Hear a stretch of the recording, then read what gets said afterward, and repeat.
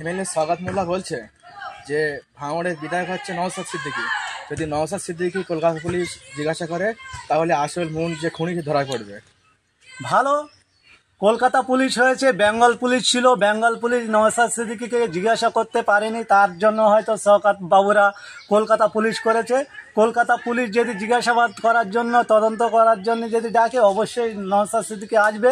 কিন্তু একটা কথা বলি, যে বাবু এই ধরনের কথা বলছেন না, যারাই খুন করেছেন, যারা অপরাধী, সব এই বাবুর আশেপাশে ঘুরত। এই মোপাজ্জেল বলো, এই মানে আরও যারা আর কি ধরা পড়েছে, কেউ না কেউ ওর হাত দিয়ে ঝান্ডা ধরেছে, নাই ও একই স্টেজে প্রোগ্রাম করেছে। অস্বীকার করছে যে আমাদের দলে কেউ না, সব আইএসএফ থেকে পরিকল্পনা করে এসে আমাদের দল কমিটির মাথায় করেছে।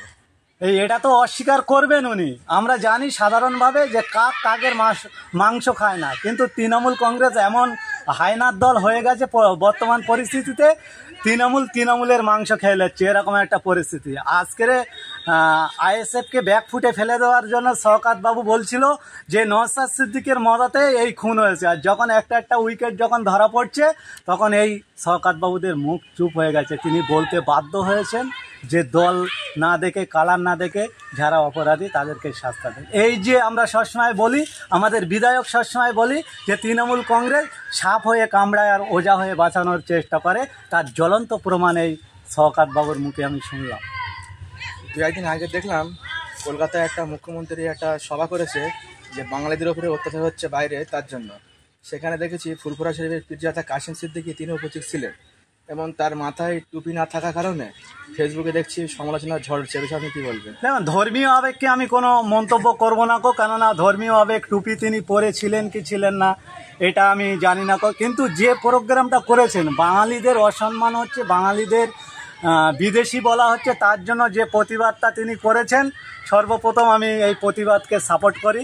এবং সাথে সাথে এটাও জানিয়ে রাখি যে আমার রাজ্যের মাননীয়, আপনি যে আজকের 9 করে 2011 থেকে 2025 সাল, প্রায় 14 বছর আপনি যে রাজত্ব চালাচ্ছেন, আপনার বাংলার মাসিহাত আপনার হাতে দিয়েছেন।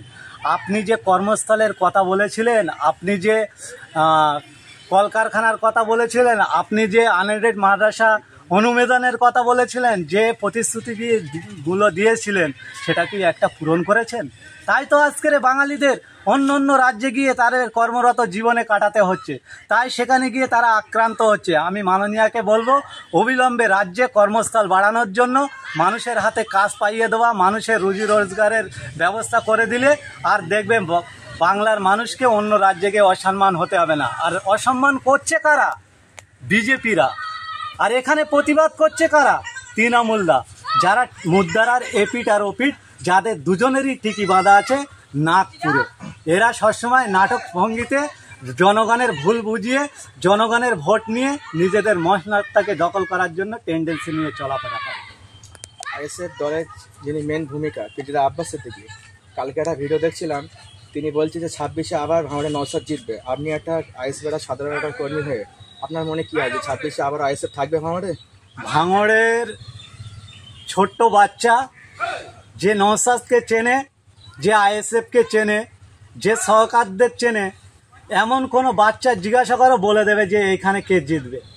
কেননা আমাদের গায়ে বিশাল কিছু হীরা জহর নেই যে লোক আসবে আর আমরা ছুঁড়ে দেবো, কিন্তু মানুষের পাশে গিয়ে দাঁড়ানোর টেন্ডেন্সি আইএসএফ দেখিয়েছে। এই যে 2006 সাল থেকে মানুষ যে ভোট দিতে পারতো না ভাঙড় বিধানসভায়, সেই ভোট দেবার মতন জায়গা করে দিয়েছে আইএসএফ। তাই ভাঙড়ের মানুষের অধিকার ফিরিয়ে দেওয়ার জন্য যে লড়াই আমরা লড়ছি, সেই লড়াইয়ের নেতা হচ্ছে নওশাদ সিদ্দিকী। নওশাদ সিদ্দিকী যে ভোটটা 21 সালে পেয়েছিলেন, আমরা কনফিডেন্সের সঙ্গে বলতে পারি সেই ভোটটা অনেক অনেক অনেক বেড়ে গিয়ে সেই লিটে ভাঙড় বিধানসভা থেকে আবারও পুনরায় আইএসএফ জিতবে।